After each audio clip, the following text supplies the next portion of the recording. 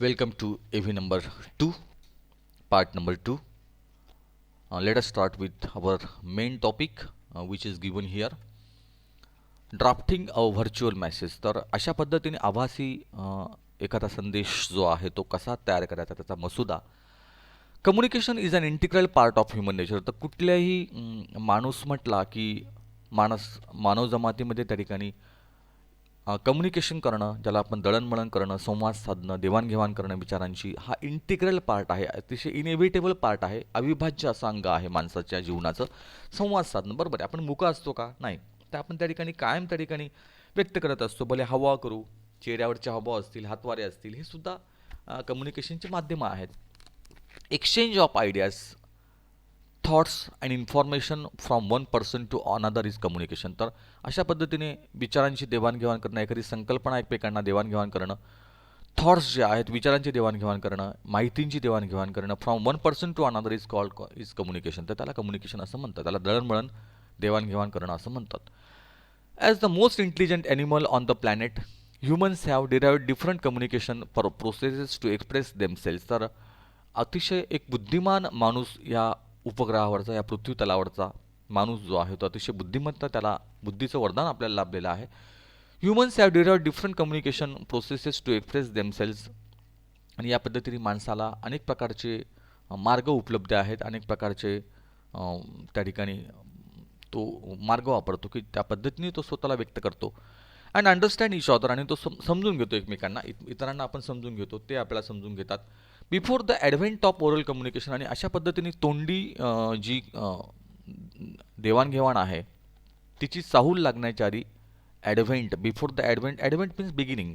Before the beginning of oral communication, non verbal methods are were use such as gestures. तर बघा, non verbal म्हणजे अशाब्दिकसुद्धा त्या ठिकाणी methods, मी तुम्हाला आत्ता म्हटल्याप्रमाणे हावभाव, चेहऱ्यावरचे जेस्चर्स, चेहऱ्यावरचे हावभाव, फेशियल एक्सप्रेशन्स, चेहऱ्यावरचे हावभाव, हातवारे किंवा विशिष्ट प्रकारचे हालचाली ज्याला म्हणतो आपण, मुवमेंट्स आहेत.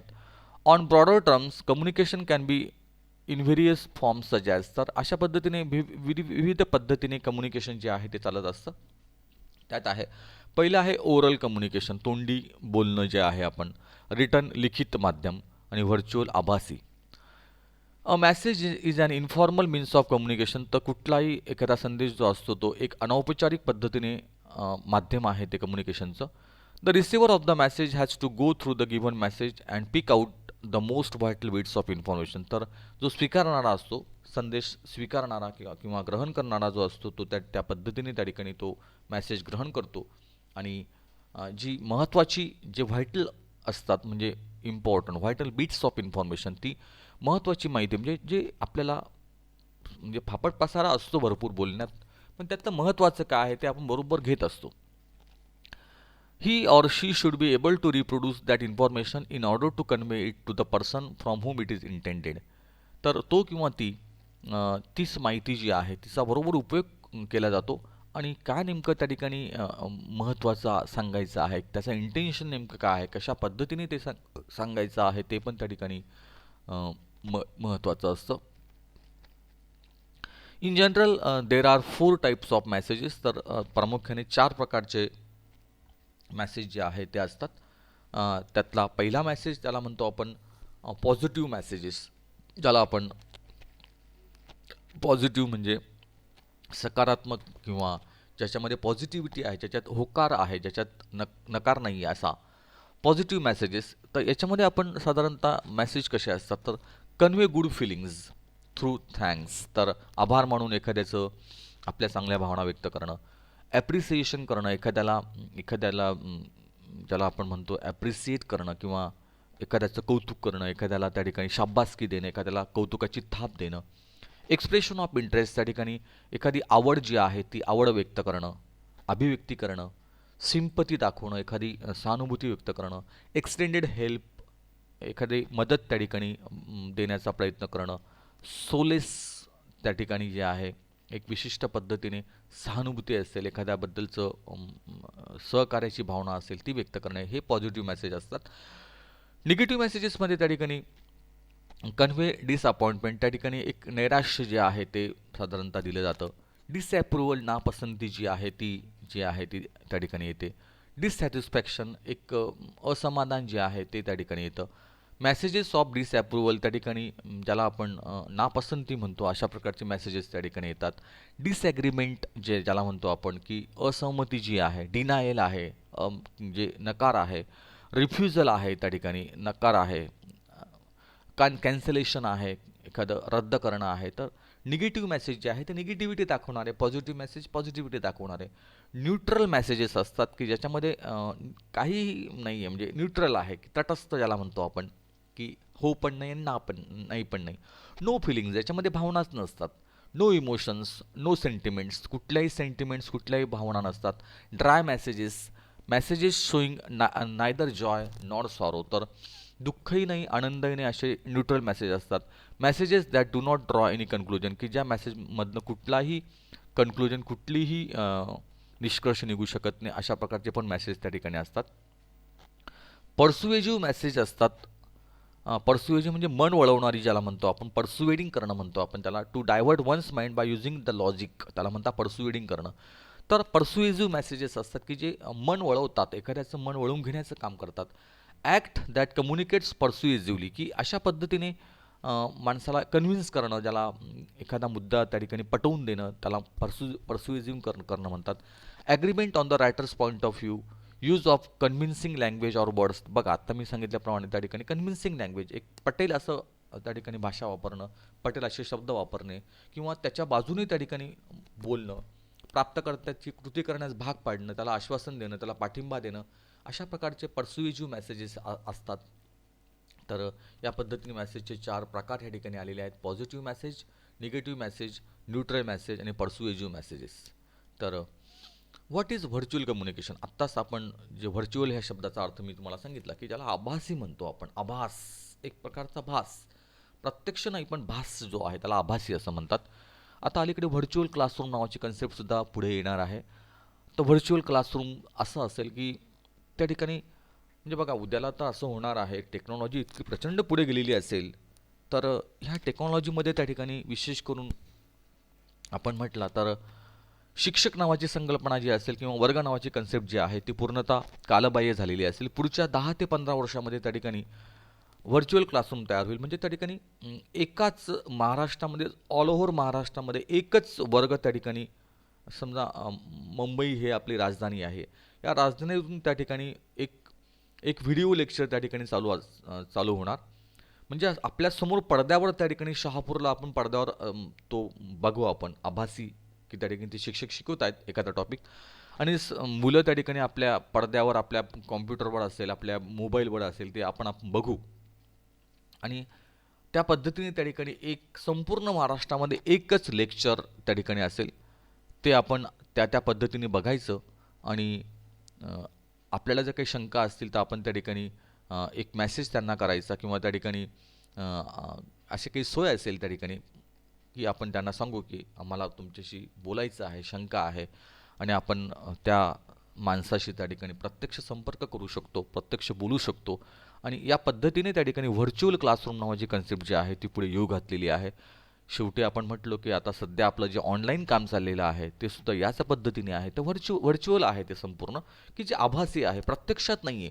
प्रत्यक्षात जेव्हा वर्गामध्ये आम्ही तुम्हाला शिकवतो, प्रत्यक्षात आम्ही त्या ठिकाणी बोलतो तुमच्याशी, ते तुमचं प्रत्यक्ष आहे, डायरेक्ट कम्युनिकेशन आहे, इनडायरेक्ट नाही. आता आम्ही जे बोलत आहोत ते तुम्ही बघतायत की नाही बघतायत ते कोणालाही माहिती नाही आहे.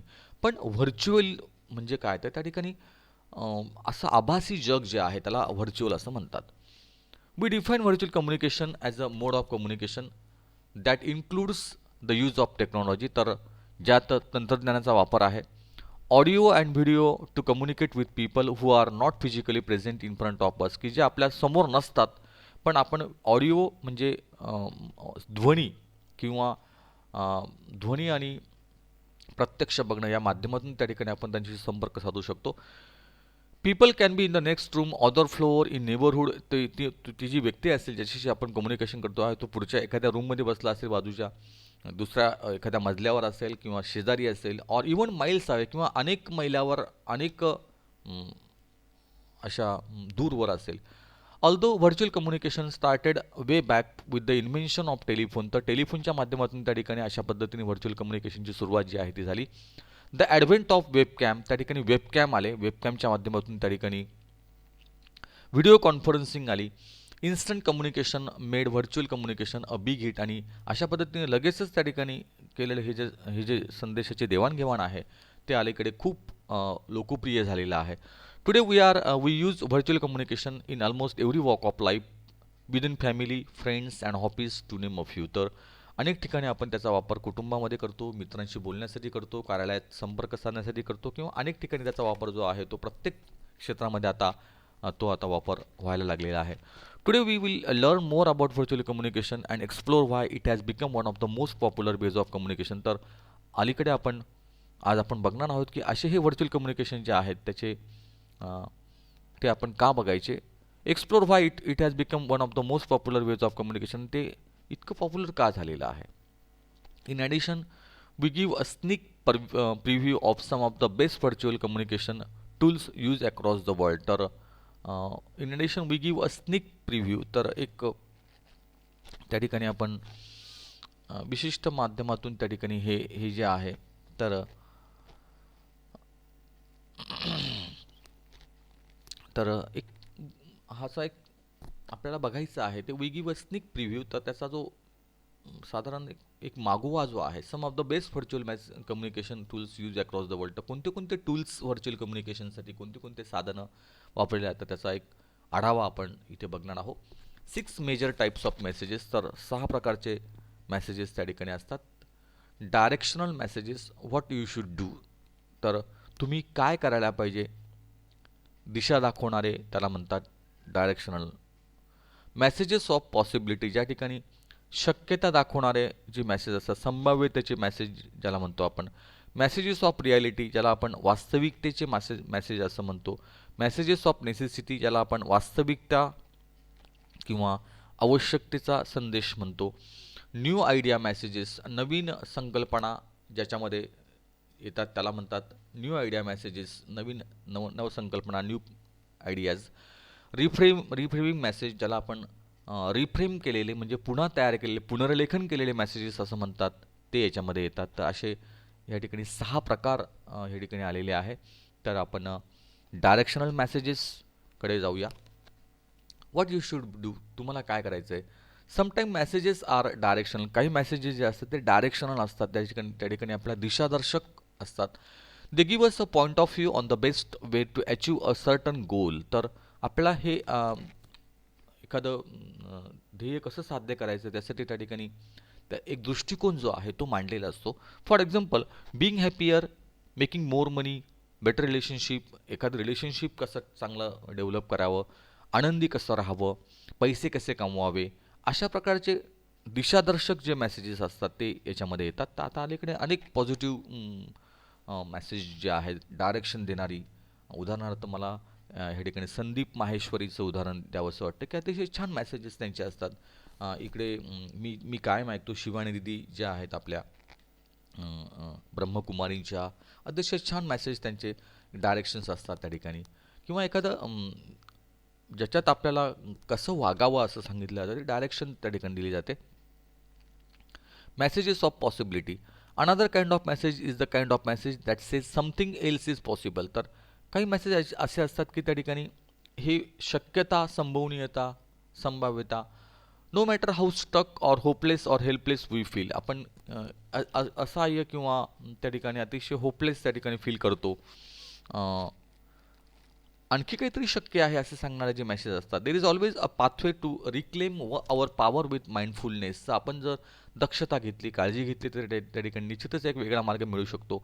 Love and simplicity always, which we might distil down to, no matter how stuck we feel, there is always a way, powerful message. तर असे हे शक्यता दाखवणारी जी मेसेज असतात, आशावाद तयार करणारी मेसेज असतात, आपल्याला उद्युक्त करतात, आपल्याला त्या ठिकाणी काहीतरी नवीन करण्यासाठी प्रवृत्त करतात, असे मेसेज असतात, ते मेसेजेस ऑफ पॉसिबिलिटी त्याला म्हणतात. मेसेजेस ऑफ रियालिटीमध्ये त्या ठिकाणी काय येतं तर sometimes the messages is about how things really are. तर एखादी गोष्ट कशी दिसते आपल्याला, they are clarifying messages mini maps that help direct people from confusion to clarity. ठीक आहे, आपण इथे थांबूया, पुढे जाऊया.